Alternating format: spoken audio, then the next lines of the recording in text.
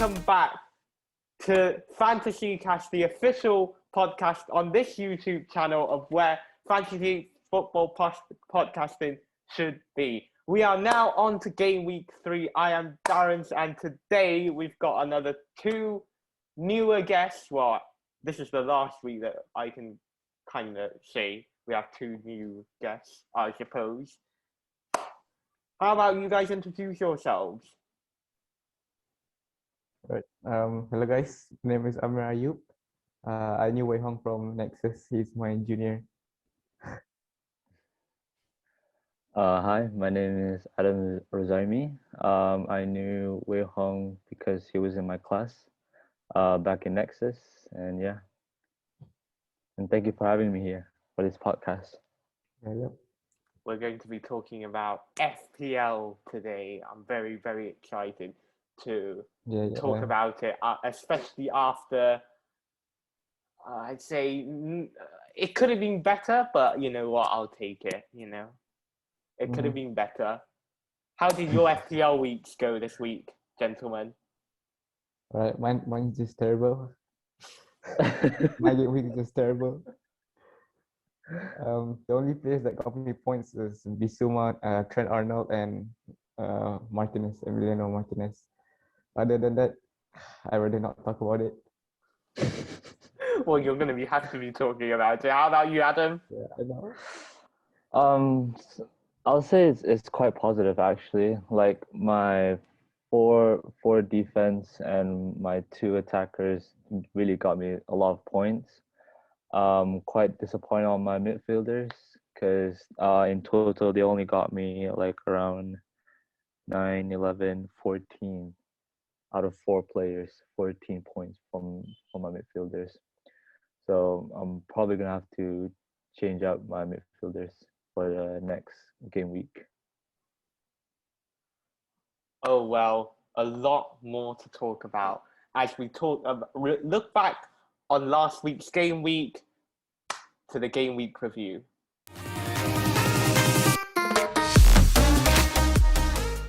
So looking back to the second round of fixtures, Adam, let's start off with you. How did your team do? 76 points and in the top 700k overall this game week.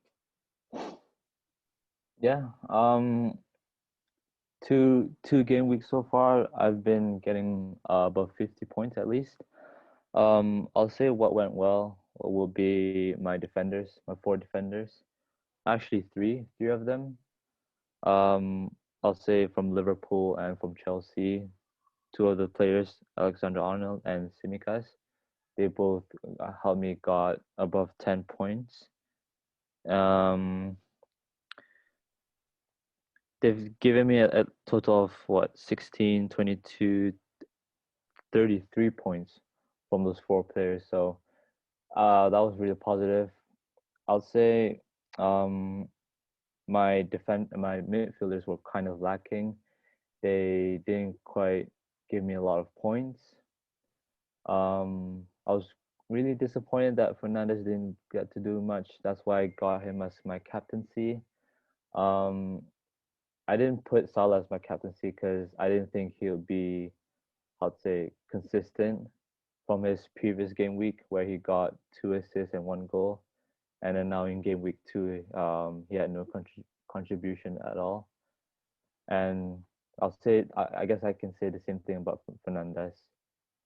He had 3 goals from last week, and then this week, he got nothing.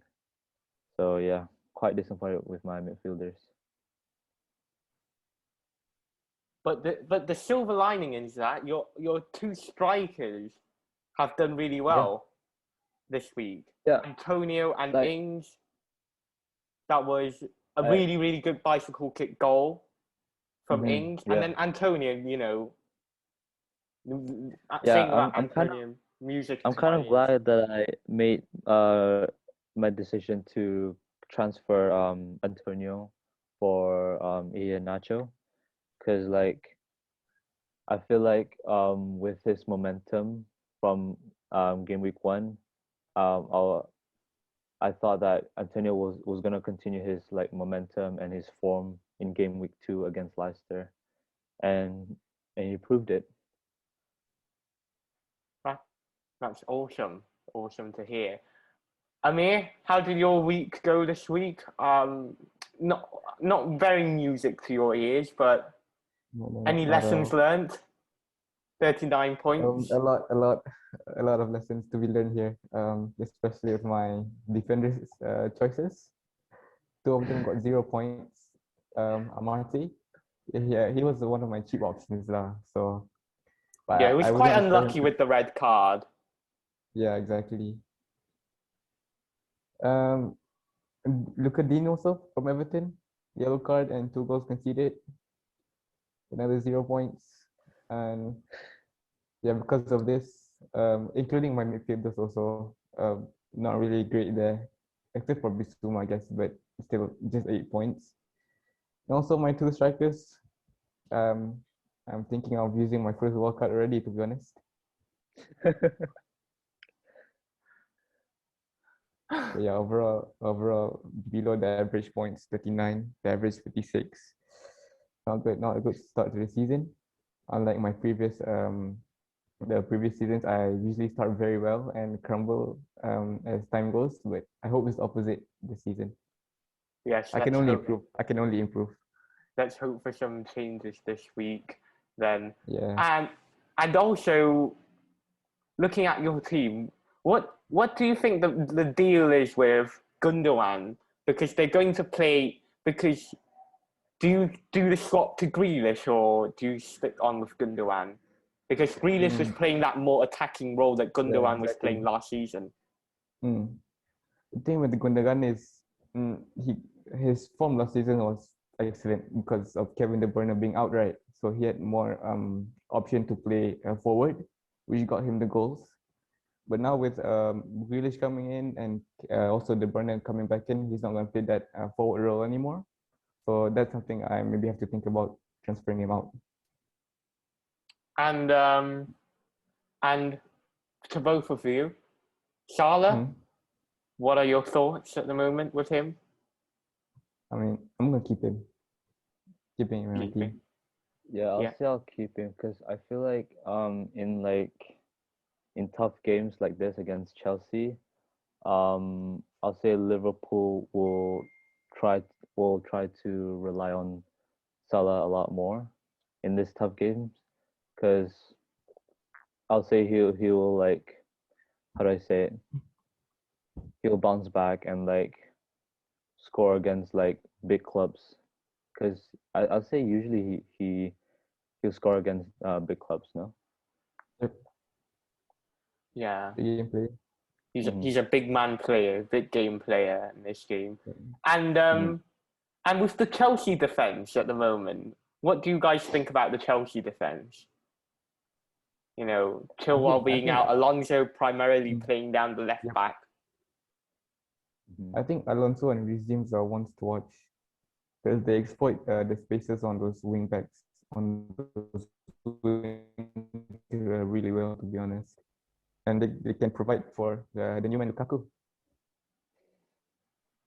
Yeah, but I'm not sure about because with the Chelsea coach, he'll always try to rotate his defenders. I agree. So I'm not sure if I want to pick like Chilwell or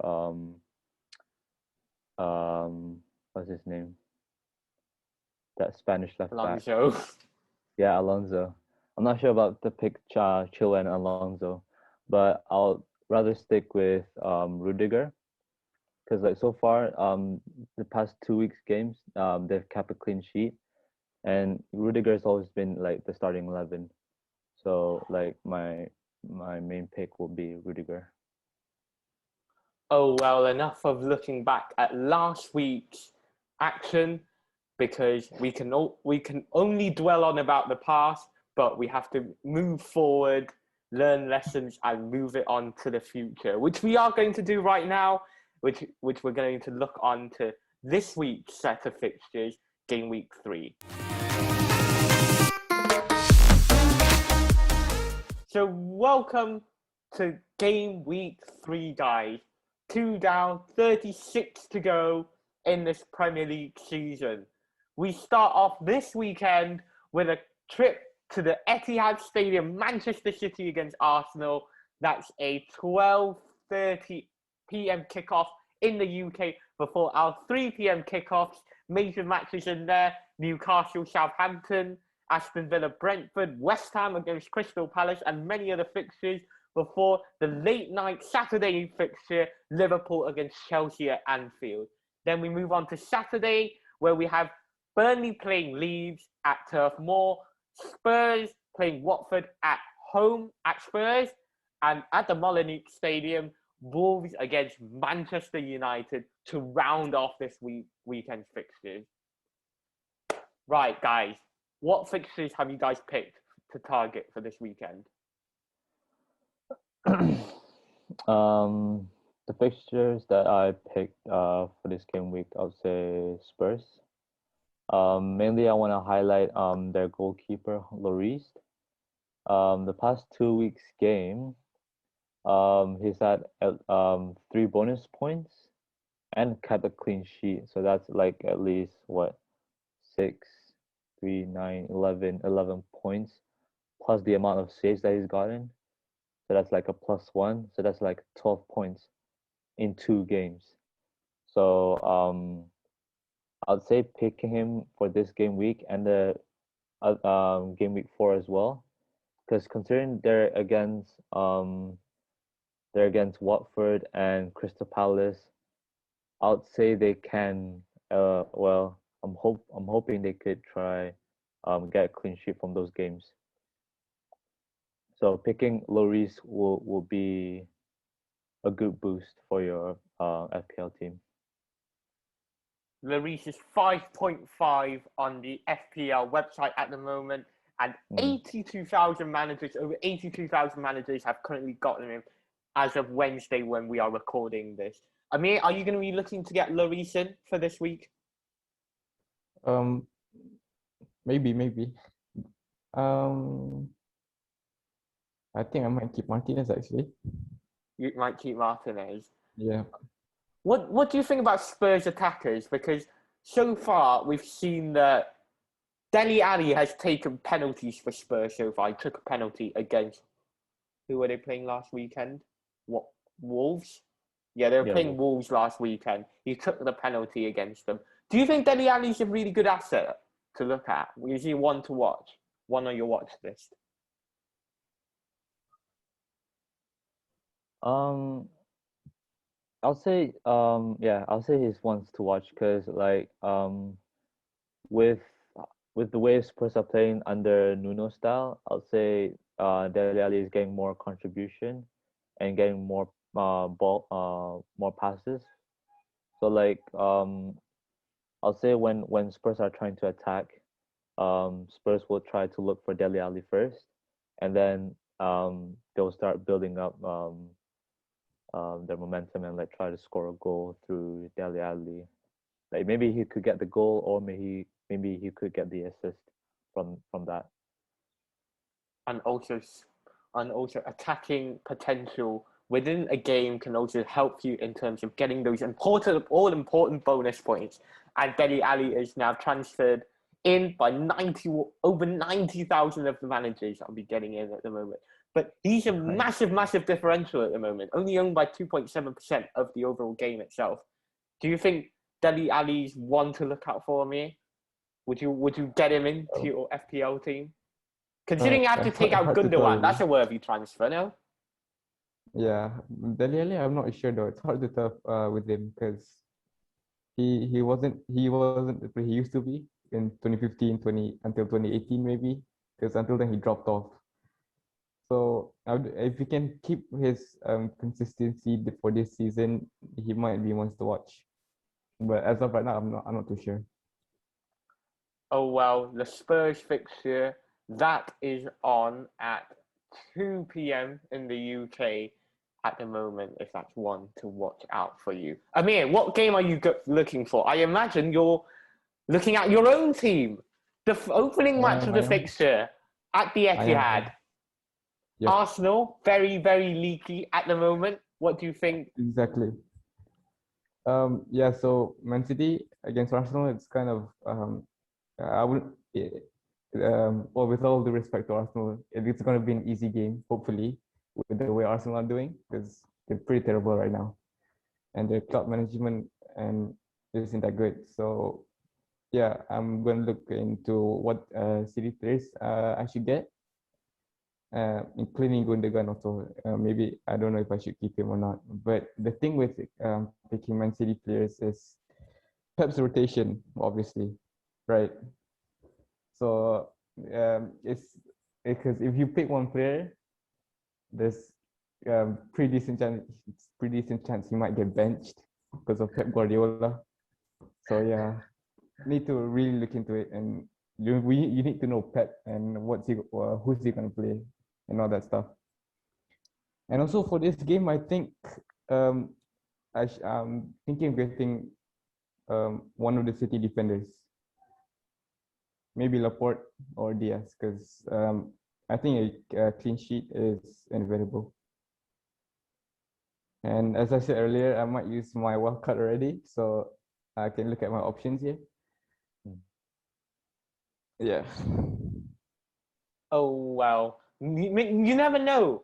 Maybe Pep plays FPL and he's playing against his friends, and his friends has Man City assets. You might put him out of his team, you know. Speaking of the mini leagues, you can join our mini league at the moment. It's 55 AQS 0. That will be in the bottom below, and also my Twitter handles as well. You can go and follow that. Back to Man City. What assets do you think you will be looking for? I'll be looking for Mahrez, to be honest. I think he's one to be very interesting. He didn't start the last game. Yeah, that's the thing. But he did come on, right? Like he came on, got a goal against Norwich. Yeah. I'm not sure he'll start to be honest, because Jesus did really well against Norwich on the right wing. So yeah, might need to look out for that. What do you think about Grealish? I think he's gonna start for third start for in a row for Grealish. I mean, yeah, that's to be expected because they have 100. They didn't just spend 100 million on a player for him to sit on the bench, like I said first week. Adam, will you be rushing to get Grealish into your team? Well, because of his like price tag in FPL, I'd say no. Because like looking at the Norwich game, he did get a lucky goal against Norwich. Yeah, true. So, and did he get an assist from that game as well? No, only the goal. He's still settling in. So only a goal. So like, I won't invest much on Grealish, but I'm sure in the future he might be like a worthy player to pick in the future. Might look at Ruben Diaz, just because he might avoid getting rotated by Pep. So if you're trying to get clean sheets or clean sheet points for Man City, then I'll go with Ruben Diaz. Well, Ruben Diaz has started the last two games, let alone played all 180 minutes of Man City's FPL campaign so far at the moment. Yeah. For City's center backs, Ruben Diaz is the only constant that seems to be starting, and it's either Laporte, John Stones, and barely Ake that seems to be rotating. Ruben Diaz is a constant one there. Ruben Diaz is more like the holding defense. So like without him, yeah. And I believe that John Stones' value has dropped as well for Man City. Yeah, because 5.4 played for 2 games so far. Hasn't played. Do you think he'll play, Amir? I think it'll be Diaz and Laporte again. 100%. Okay then. Well, I'm going to talk about West Ham's fixture this week. because I've already made my transfers, albeit one of them. Said Benrahma. What do you think about Said Benrahma at the moment? He's got. I'll throw in some stats here. I'll throw in some numbers for you. So Said Benrahma at the moment has got a expected goals of 1. Expected goals 1 in 1. That's very, very good expected goals return value. That means he's going to score half, because we've already played 2 games. He's going to score half the time. He's got half the chance of scoring, and then he's got an expected return of 0.78. Therefore, he's going to return 78% of the time every 90 minutes as well. So that's his numbers at the moment. Michael Antonio, absolute legend. He looks better than Lukaku at the moment. 0.276 expected goals. And then also he's got an expected goals and expected return per 90 minutes, 1.83. So therefore he's getting close to 2 returns per game. What do you think about West Ham, guys? Surely this is one that you have to look out for. If you're going to sell Gundogan, Amir, Benrahma. Yep. He's gone up in price as well, 6.2. And Antonio's, as we just looked just now, he's about to go up 2 price rises per week. In this game week? So West Ham are really looking really good this year in 2021. They have the most points, second most points of the Man City in 2021, isn't it? No, they're leading. They're leading the table. Yeah, No, not for this season. This year. Yeah, I think Mikel Antonio is the highest scoring. I think I read some stat this morning, and there was like, if you had Antonio and Benrahma from game week 1 onwards, you'll be beating them by 58 points after 2 game weeks. That's huge. Yeah. And I don't have any of them, so I might think of getting them now. They're looking really good ever since David Moyes took charge, to be honest. True. And they continue the form. And they're playing at home. I might consider getting Benrahma actually, and transfer out Harvey Barnes. He hasn't done much for me really, so I might actually get Benrahma in my team. That's quite interesting because Barnes is playing Leicester this week. Do you think he'll outscore him?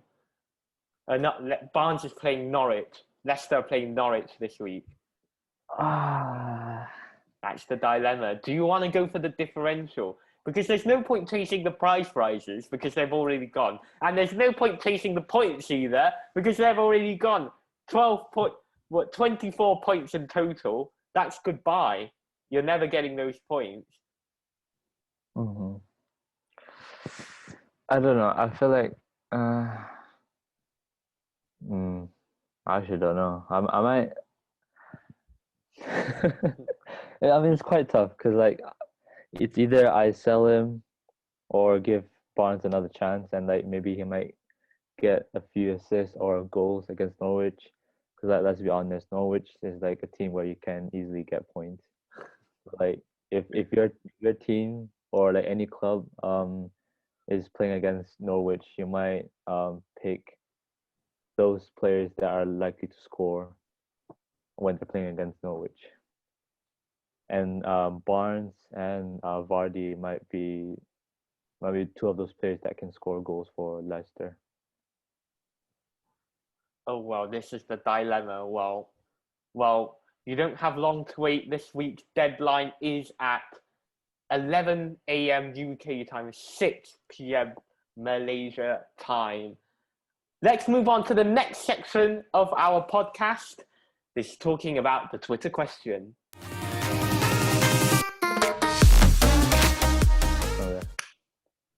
Let's move on then. Let's talk about our Twitter question for this week's episode. Ignatius Brian L1 says, any 4.5 defenders to target other than Livramento this week?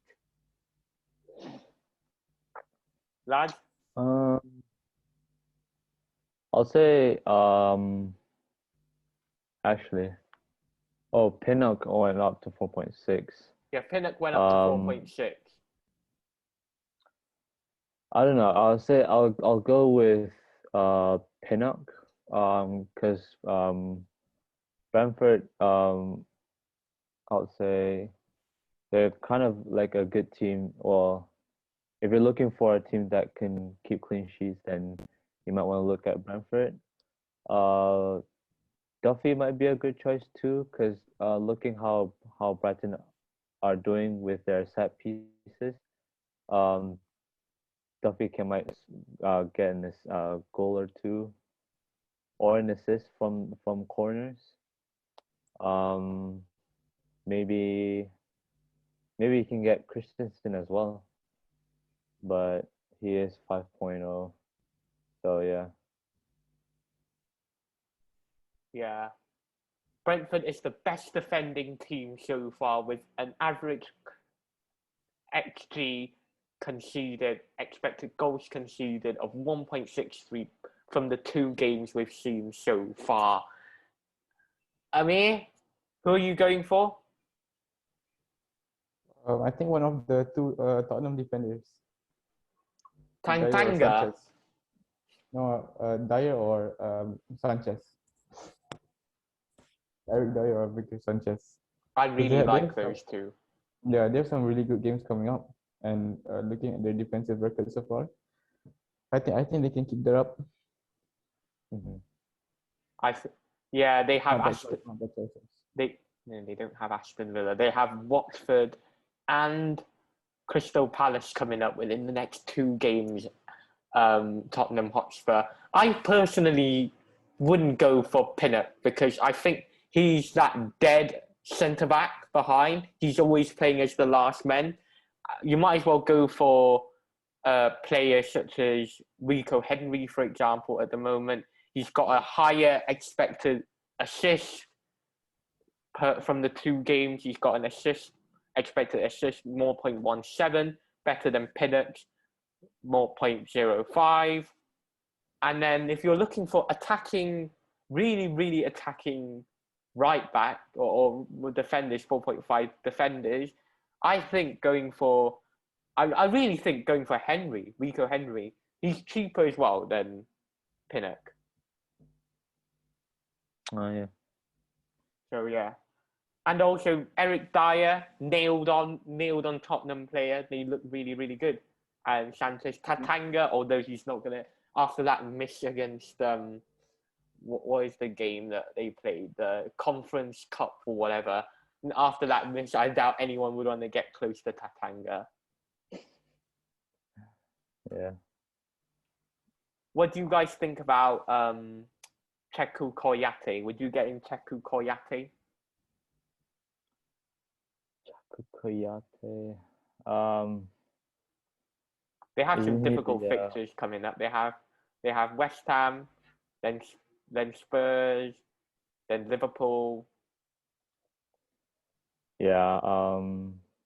I really won't get any players from Crystal Palace honestly, because like they're not really doing that well, to be honest. So, and they also lost against Watford in the EFL Cup second round, 1-0. So, not really looking forward to getting Koyate.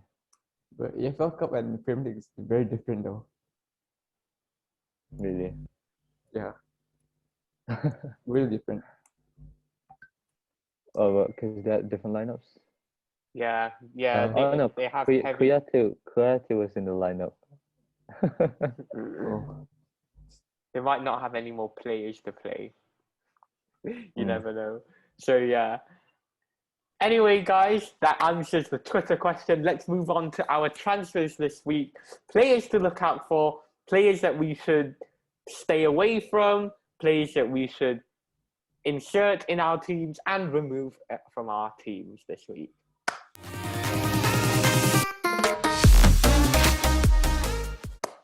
Time for the player talk then. Who should we get into our teams? Who should we remove on our teams, and who should we evade from our teams? Who should we stay away from our teams this week? I'll start off then. We'll be talking about the players that we should be getting into the team at the moment. Tino Livramento. He looks really attacking. He's a player that progresses forward. He's been given some license to go forward, like we've seen the game against Man United. He's an ex-Chelsea youth player. He's 4 million, and he looks like he's going to start because we've seen how Hazen Huttle has praised him in all of the press conferences at the moment. He's a very, very good asset to have, Tino Livramento. And although the fixtures don't look good on the short term, I believe his prices is going to rise up from 4.0 because there's no way that people's going to ignore him. He's going to have some very, very good fixtures coming up from now until game week 12. The only difficult ones are City and Chelsea, which will be in the next two of the next 3 weeks at the moment. And then although he's been given some license to go up forward, it's obviously slim, but 4.0 defender, there's not much you can expect from that. We've seen what John Lundstrom can do. I'm not suggesting he's going to do a John Lundstrom from 2 seasons ago, but who knows? What do you think about Tino Livramento? Even though I can't really pronounce his name properly yet. Livramento. Play well against United, right? Play well against United. Did really, really well, to be honest. Like, I guess. How old is he? He was okay, I guess. But Wan-Bissaka did well to like limit his runs and all. Only 18, bro. Mm-hmm. Not bad. But yeah, might be those players that you might want to watch if you're looking for a Southampton defender that can maybe get an assist. And he's also cheap as well, so might be the ones that you might want to watch in the future. A good straight swap for other defenders at the moment. Ben White is one of them that you can get rid of to get in Livramento in our squads at the moment. Amir, what do you think about Livramento? Decent player. I haven't seen much of him though, but I might keep an eye out on him. He's on loan from Chelsea, right? He's on loan from Chelsea, I believe. He's got I haven't seen much of it, to be honest, but yeah. It looks good. Oh well, he's now owned by 3.9% of the game. So his ownership is now gradually increasing, and I'm expecting for those price rises to go up quite soon. Adam, who do you have to buy on the list? Who's on your shopping list for this week? Number one will obviously have to be Ben Rama. 12 points in 2 games in a row. So he's my number one pick to buy in the transfer list. Oh well, Ben Rama. What more to say about him at the moment? A lot of people have got him at the moment. And almost now 600k player, 600k of the fantasy Premier League managers have already transferred him into our teams. The second only behind the great Mikel Antonio at the moment. Ben Rama, Amir, we've talked about him already, but will you get him in? Yeah. Maybe not, actually. Maybe not. He's definitely on the watch list, though, isn't he? Yeah, he is, yes. But to get returns 3 games in a row, it's going to be difficult. But who do West Ham play next? They've got Crystal Palace from Southampton.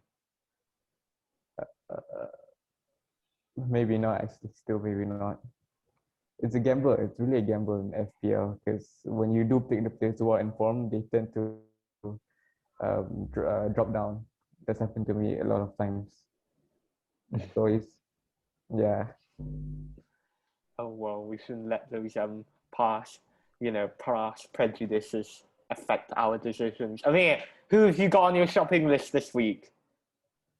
It's either Calvert-Lewin or Danny Ings, to be honest. Both of them have really good fixtures. Everton against Brighton, and Burnley against Leeds. But I might be looking more towards Calvert-Lewin because he's proved himself in the past last season, and he's looking good this season also. 2 games in a row, he's got returns. So yeah, Calvert-Lewin definitely on my watch. Will you be getting in Calvert-Lewin? Yeah, I will. No, Adam. Well, I already have Danny Ings and Mikel Antonio, so I might stick with my current strikers at the moment. Oh well, that Dominic Calvert-Lewin's expected returns every 90 minutes is over one return, 1.21, and his expected goals per 90 is 1.16. Therefore, he's very likely on average to score a goal every single game this week. It'll be hard to keep it up. But he's one of the options. Everton have got a very, very smooth run from now on the season for the foreseeable future. On to some sells then, guys. Who are you looking to remove from my team? I, firstly, will be looking to remove Simicast because Robertson's back now. I think his time is done in the Premier League. You might see him again, but probably not in a Premier League game for the foreseeable future, at least, as Robertson has come out and said that he is fit to play against Chelsea this Saturday evening. And even though we know that Robertson is fit, he's already received transfers of over 300,000 by the FPL managers, and his price has increased to 4.2 million this season so far. Simicast, guys, do you agree? Yeah, I agree with what you said. Considering that Robertson's back, like fit and all, I'd say Klopp might go with his first 11, his first choice defenders. So he might pick Robertson over Simicast. Although Simicast has been playing well, Klopp might still pick Robertson just because Robertson might provide more threat in the left hand side than Simicast does. Amir? Yeah, I'd say I agree also, but if Robertson was to start against Chelsea, that's gonna be a very very big game for his first game back. Because when I think players go through an injury, they need to ease their way in a game. So I might not see Robertson starting against Chelsea. I still think it might be Simicast, but after that game, maybe we'll see more Robertson and less of Simicast. And then we also have to note that there is an international break coming up after this game week as well. So Robertson, if he's not fit for some reason, he will definitely be fit coming towards the game week 4, where it's another easy fixture, I believe, at the moment. You guys will be able to see it, by the way. I haven't mentioned about it. I've got some new graphics for so far at the moment, and you guys will be able to see the underlying stats and the next 4 fixtures that are coming up this week. Oh, well. Adam, who have you got on your remove list? Who are you sending away? There are 2 players that I'm looking at the moment. One of them is Rafinha, and the other one is also Simicast. One of them is Rafinha because he hasn't been playing well like he has in the previous season. Like because picking Rafinha, you'll expect like at least an assist and a goal with how Leeds are playing, but he hasn't gotten the ball much this season, so he hasn't been able to like provide a lot. So I might remove Rafinha out of my team. Amir, you don't have Rafinha, but is he on your avoid list? Would you avoid him?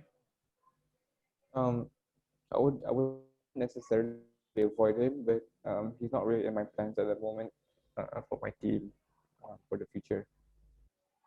Oh well, Rafinha's stats, although his underlying stats, to be honest, is not the worst, but at his price point, there is other options that are available at the moment. I think he's got the 47th highest expected returns in this whole Premier League season, so not too bad. But obviously, we also have the overcasting effect of Ben Rama. The Ben Rama party has definitely started in this so far. Amir, who have you got on your sell list for this week? Removing.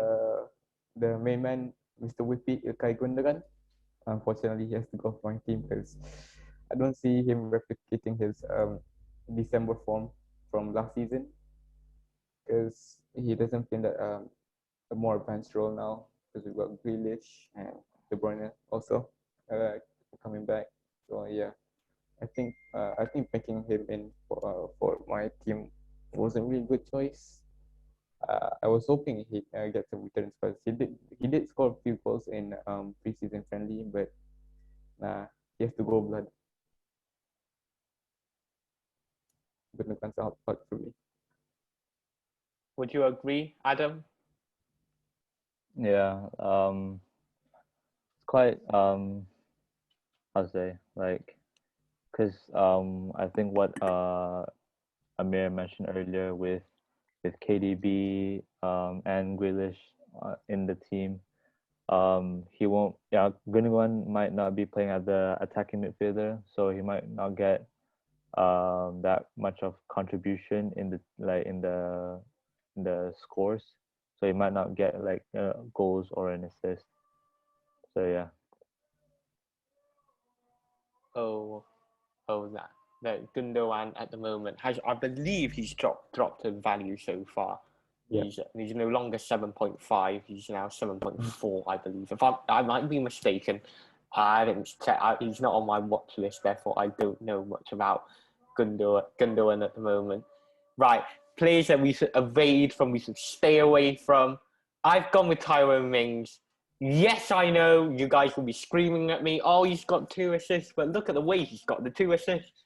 One was from winning a penalty that from a corner, came from a corner, and the other one was from a throw-in. And how many times will you be able to say, "Oh, I assisted from a throw-in"? I just think those, I can say with confidence that Tyrone Mings' 15-point haul last weekend against Newcastle will be his highest of the season so far, because I don't think he's going to be able to replicate that for the rest of the season. And he also plays as the last man centre back, so he plays the same role as Pinnock. So he's going to be behind, therefore his chances of open play generate scoring from open play is going to drastically reduce. And I'm also going to throw up some stats for you here. So expected return from build up from build up play at the moment is only 0.17 in total from the last 2 games. So if you divide that by half by the amount of games that he's played so far, that's 0.85, 0.085. So that's very, very low. He's not going to be able to get those attacking returns at the moment, and there's much, much better players that can do the same job or even better than the job that he's done, such as Eric Dyer, Tatanga, players that we've already mentioned in our Twitter question. that can do a better job than that Tyrone Mings overall this season so far. And also his fixtures are getting worse. After game week 3, after Brentford, he's going to be playing Chelsea, Everton, Manchester United, and Tottenham in the next 4 fixtures. So all the signs point to Tyrone Mings transfer out or transfer void, I think. What do you think? Completely agree. Yeah, I think he's one of those players that actually look good outside. But yeah, I don't think he's gonna be able to continue his form, especially as you said, with the matches coming up for Villa. Yeah, I also agree with what Wei Hong said. Those 2 assists that Tyrone Mings got were, I'll say, it's kind of is lucky. So seeing that happen again is unlikely. And looking at the fixtures, maybe they might not be getting those clean sheets. So I'll say avoid getting Tyrone Mings. Although saying that he's already been transferred, I believe he's now transferred over 150,000 managers have already got it in this game week. So one of the highest ever players to, get transferred in already. Adam, who have you got on your avoid list? Yeah, I'll avoid getting Reece James. Although he had been performing against Arsenal, due to Chelsea's rotation in their back line, there might be a chance that Reece James might be getting benched. So you'll be disappointed if you're getting Reece James in your FPL team if he's getting benched. Yeah, Reece James. We always want those players that will be playing nailed on week out for in FPL. And Reece James just doesn't do that. I think he's only played 20 plus minutes in the first game week, which is good and all, but not exactly a good FPL asset if people are going to be putting him, once every other game. What do you think, Amir? Yeah, I think so too. Especially because of the Chelsea's rotation. It's really hard to pick them in the team because they might not start sometimes. Yeah. Although saying that, Reece James's underlying stats are really, really good at the moment. He's got an expected returns of 1.18 from the last 2 games so far. Although in saying that, you kind of have to be on the field in order to put those numbers in, and that's quite hard to do that when you're being benched. Amir, who's your one to avoid? Yeah. As surprising as it may sound, I'm going for the £100 million man, Jack Grealish. As much as I love him already, I just think he's one you should avoid because he's been getting all the headlines recently. But I think he's still settling into this City side, and his goal against Norwich was a major fluke, a lucky goal. Well, of course, I want him to do well, of course, but I just think that he's one to avoid for Fantasy Premier League.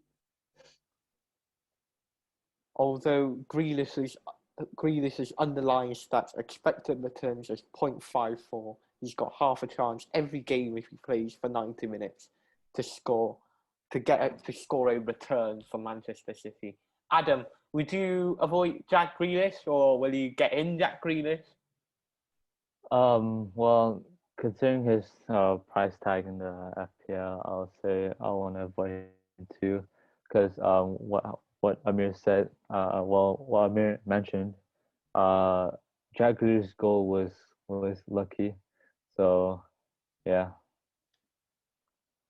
Yeah, we always fear for that, but we also love players that do tap-ins. Tap-ins to the goals are great FPL assets. Looking from the past as well. Well, let's move on then to our final section of this episode, to this game week of the podcast. We're going to talk about captaincy.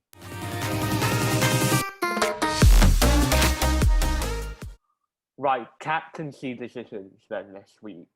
We've got not say standout captaincy options this week, not as standout. We've got time to debate for some captaincy option this week. Starting off with potential captaincy picks for this week. Fernandes is playing Wolves. Is there a chance for return for them?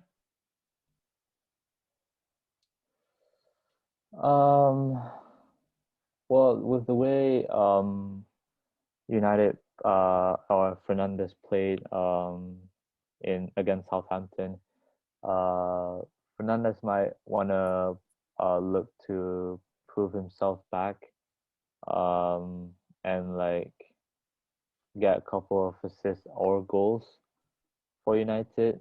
So, but I might want to avoid giving him the captaincy. I'll rather give it to someone more who's in a better form. Maybe someone like Antonio. I might make him as my captain for this game week. Yeah, I think Antonio is very, very interesting at the moment. Like I said before, his underlying stats are really, really looking good at the moment. So too is Fernandes. Expected returns is 0.79 for the Portuguese Manchester United player. Amir, I believe you have Fernandes in your team or not? Yes, he is in my team. Will I'm you not be sure about captaincy? the captaincy.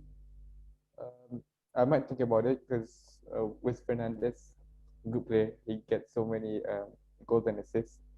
Because if he doesn't score one game, he's going to score in the next one or get an assist in the next one. That's how good he is from a City fan. So yeah, I might look out for him as captain, to be honest. And Good unlike player. And unlike some of the options, he's played all 180 minutes at the moment so far this Premier League campaign at the moment. I don't believe we had him at the moment. We might have overlooked him, but we haven't because we've mentioned him. Son Heung-min. What do you think? Goal already so far for Tottenham in the first game of the season. 0.27 underlying stats expected returns per 90 minutes. If you had him, would you captain him? I don't know because he wasn't involved much when Spurs was playing against Wolves. So I don't know, like, because it's also quite expensive. So me trying to get him to my team, I might not have enough budget for him. So yeah. Oh, Sean is 10 million in the FPL price tag. That is his price at the moment. Other captaincy shouts, punch. We kind of mentioned about Mikhail Antonio. Said Benrahma, what I sometimes do is if you don't have captaincy options, you normally buy the player to captain him for this week. Will you captain Said Benrahma? He's a midfielder. He gets that one bonus point for scoring a goal.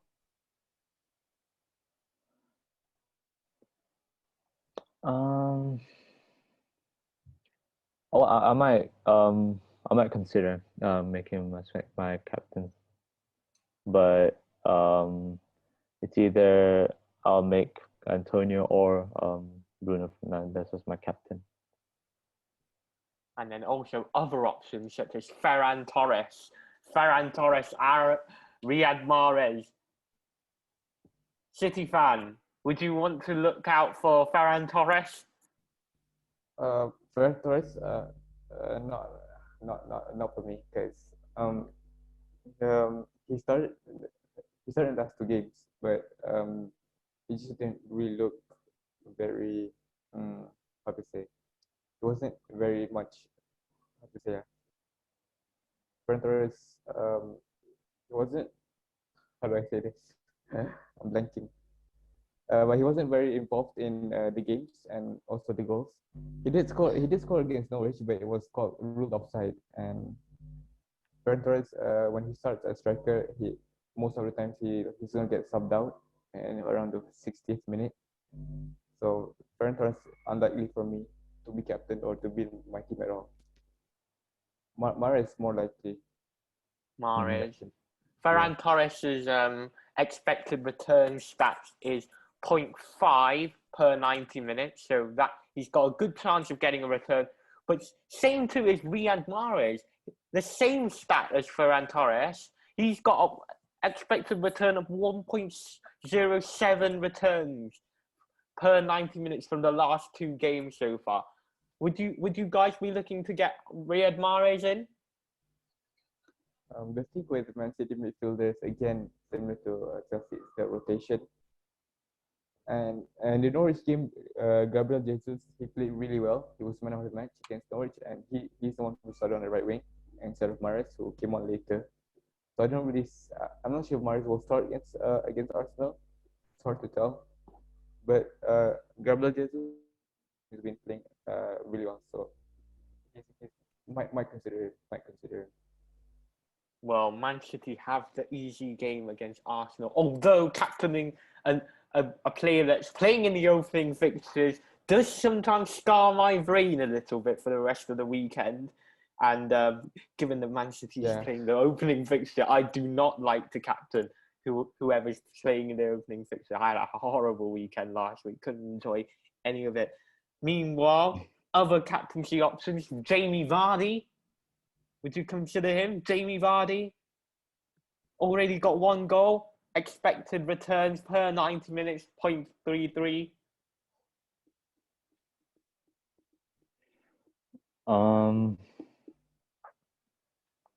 Well, he might be. I'll say he might be considerable. To be as captain. Well, whoever has him, they might consider getting him, putting him as captain. It's just that Leicester just needs to feed the ball more to him so he can provide goals or maybe an assist. But so far, I haven't seen that much. That's why he's only gotten 1 goal. Was it? Yeah, he's got the 1 goal against the first week. So hasn't not much from him just yet. But the Premier League has only started, so there's more to come. Yeah, the Vardy party may not have started yet. Oh well, gents, lots to talk about from the captaincy, but all of the decisions will come down to, or will be submitted by Saturday 11:30 a.m. UK time so far. Gents, thank you guys for coming on for this episode so far. If you have enjoyed it, do give it a like, do subscribe. A lot of the algorithm that tells me that you guys are not subscribed to this YouTube channel, do subscribe, help me out a little bit. And also down there below, you can't see because my hands is green. Down there you can see my Twitter handles, my Instagram handles. I do post on tips and stuff like that. That's below. And also join us on our mini league, 55AQS0. That is 55AQS0. All the links down there to join it below in the description as well. Well, guys, good luck for this week. We'll see you guys next week for more FPL action to talk more about the international break. See ya.